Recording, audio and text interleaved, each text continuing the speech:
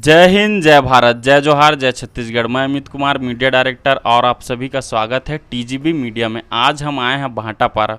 भाटापारा एक ऐसा शहर जो धार्मिक, सांस्कृतिक और ऐतिहासिक नाम से पहले से ही हर जगह अपनी एक अलग पहचान बना चुकी है और अलग अपना एक नाम बना चुकी है। उसी में से हम भाटापारा में एक ऐसे ऐतिहासिक और एक ऐसे राष्ट्रीय कवि से आप सभी को मिलाना चाह रहे हैं। इससे पहले आप इनको मुंदड़ा हाउस में देख चुके हैं। जी हाँ, बिल्कुल सही समझा आपने। आज हम आए हैं बलदेव भारती सर के यहाँ।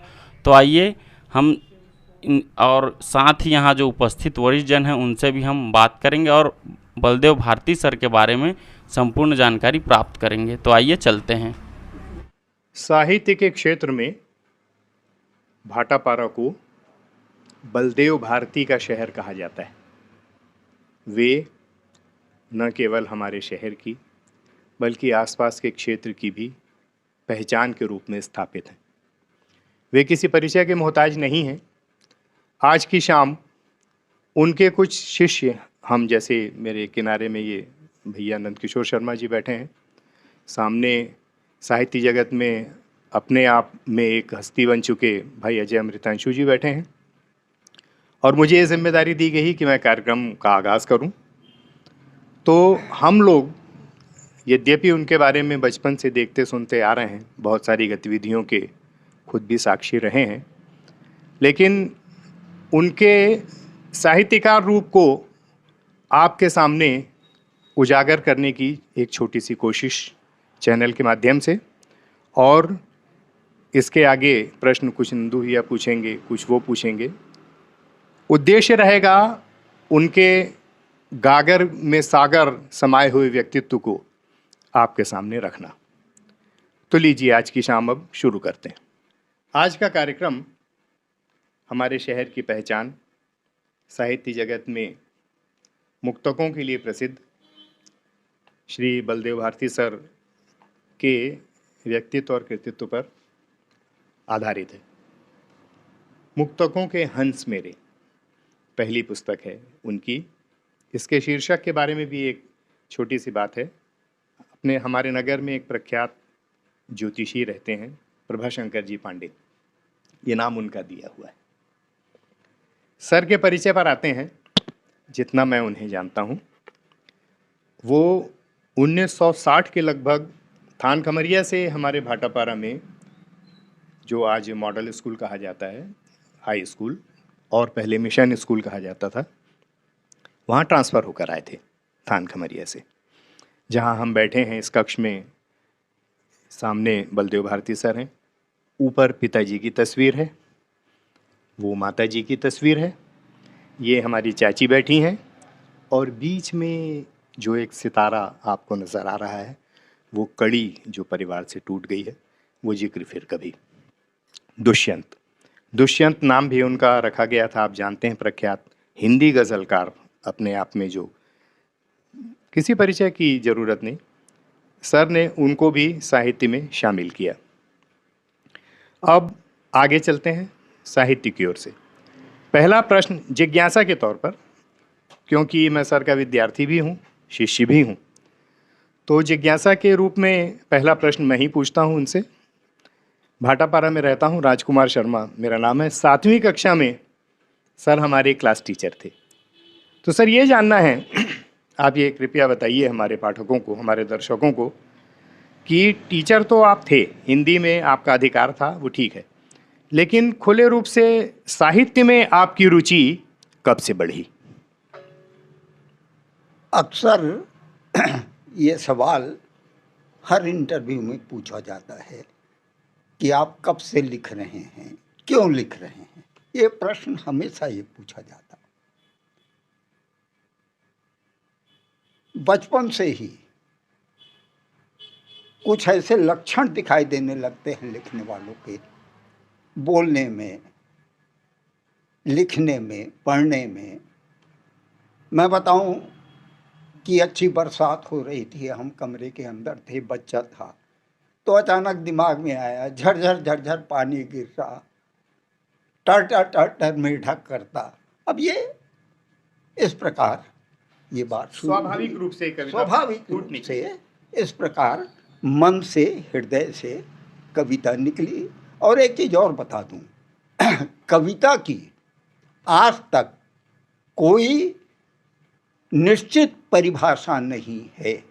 जितने साहित्य मनीषी हैं, साहित्यकार हैं, जो दार्शनिक हैं, सब ने अपने अपने ढंग से कविता की परिभाषा दी है। लेकिन एक बिंदु पर आकर लगभग सभी रुक से जाते हैं, थम से जाते हैं, और वो ये है कि कविता का संबंध हृदय से है। कविता का संबंध हृदय से है, इस बात पर लगभग सभी सहमत हैं। इसलिए कविता हृदय की बात है ना। कई कवियों ने, कई साहित्यकारों ने ये इस बात को मानकर चले हैं कि कविता हृदय की बात है, हृदय की। और इस पर मैंने लिखा भी है। तो कविता कब से शुरू हुई, तो अब कह सकते हैं अचानक बचपन से शुरू हुई। धीरे धीरे उस पर मन लगता गया, कुछ लिखते गए, और धीरे धीरे आज इस स्थिति में है। मैं कोई बहुत बड़ा साहित्यकार नहीं हूँ, मैं कोई कवि नहीं हूँ, लेकिन मुझे साहित्य से प्रेम है, कविता से प्रेम है। इसलिए जो कुछ मैं पढ़ता हूँ, जो कुछ मैं सुनता हूँ, जो कुछ मैं देखता हूँ, वो मेरे शब्दों में ढलकर सामने आता है, और वो एक कविता का रूप धारण कर लेता है, कविता का रूप बन जाता है। जितना कुछ मैं पारिवारिक बैठकों में सुनता रहा हूँ, छत्तीसगढ़ की पहचान जो लोग बने, मुकुटधर पांडे, राजनांदगांव के भी प्रसिद्ध साहित्यकारों के साथ सर की शिक्षा दीक्षा भी शायद वहीं हुई है। इस विषय में थोड़ा सा बताइए, राजनांदगांव के बारे में। Khairagarh Victoria high school. अब हम कहें, हम दोनों गुलाम भारत में पैदा हुए, 1947 के पहले पैदा हुए। थान खमरिया में, जन्मभूमि में, केवल 8वीं तक का स्कूल था। 8वीं के बाद उस समय जैसे माहौल था, घर वाले बोलने लगे कि सिपाही बन जाओ, पटवारी बन जाओ, ये बन जाओ। लेकिन चूंकि पढ़ने में दिलचस्पी थी, मन ये कहता था कि मुझको आगे बढ़ना है, आगे पढ़ना है। किसी भी तरह मैं खैरागढ़ आया, विक्टोरिया हाई स्कूल में दाखिला लिया। विक्टोरिया हाई स्कूल एक ऐसा हाई स्कूल है, मध्य प्रदेश के प्रथम मुख्यमंत्री रविशंकर शुक्ल वहां प्रधान अध्यापक रहे। द्विवेदी युग के प्रसिद्ध साहित्यकार, अंतरराष्ट्रीय जिनका नाम है, डॉक्टर पद्मलाल पुन्नालाल बख्शी, कभी वहां शिक्षक रहे। मेरा यह सौभाग्य है कि उस स्कूल का मैं विद्यार्थी था। और खैरागढ़ चूंकि स्टेट था, इसलिए वहाँ एक माहौल था जहाँ डॉक्टर पद्मलाल पुन्नालाल बख्शी जैसे साहित्यकार हो। वहाँ तो ये कल्पना नहीं की जा सकती कि यहाँ साहित्य नहीं होगा या साहित्य का माहौल नहीं होगा। मैं उस समय विद्यार्थी था, बख्शी जी को देखता था। बख्शी जी को देख के कई बार तो ये हुआ कि मुख्य अतिथि के रूप में वो बुलाए गए और गाड़ी में जाके वो उतर जाते थे। लोग कौन मुख्य अतिथि हैं, वो अभी तक नहीं आए, ऐसा सोचते। इतना सादा, घुटने तक पटका, एक बंडी, बढ़ी हुई दाढ़ी, बिखरे हुए बाल, है ना। विक्टोरिया हाई स्कूल के पास ही राजमहल का मैदान, वहीं ली हॉस्टल, मैं ली हॉस्टल में रहता था, वहाँ का प्रीफेक्ट था। बच्चे पतंग उड़ा रहे हैं, बख्शी जी उखरू बैठे हुए, है ना, बीड़ी पीते थे, और बिल्कुल बीड़ी पीते हुए देख रहे हैं। घंटों निकल जाता था, इतने सादा, इतनी सादगी थी। उस सादगी का प्रभाव मेरे ऊपर पड़ा।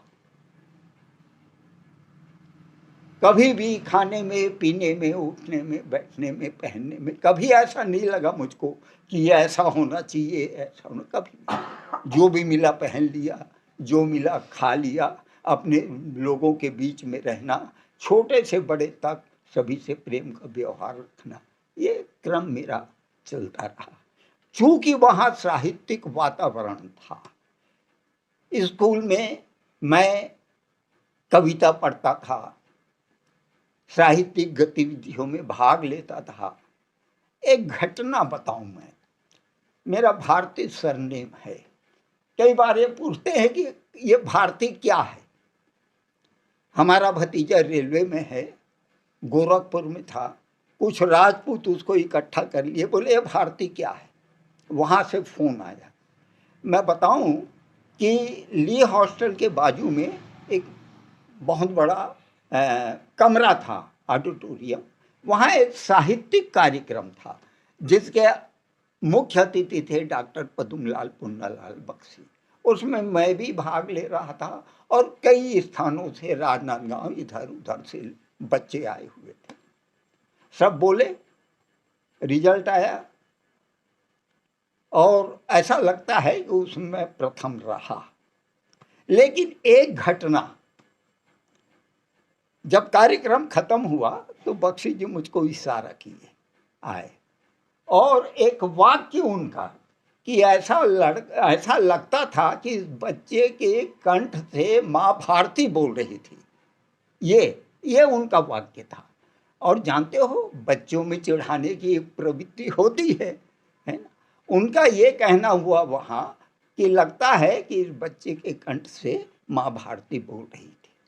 बस उस दिन से जितने लड़के थे, चाहे वो व्यंग से बोले, चाहे चिढ़ाने के लिए, भारती भारती भारती, वो भारती शब्द इतना प्रचलित हुआ कि स्टाफ के हमारे जो पढ़ाने वाले थे, भारती को बुलाओ, भारती कहाँ है देखो। ये मुझे ये नहीं मालूम कि मैट्रिक का जब फॉर्म भरा गया तो उसमें भी शायद भरने वाले ने बलदेव भारती लिखा, बलदेव सिंह भारती। और उस दिन से वो भारती शब्द जुड़ा।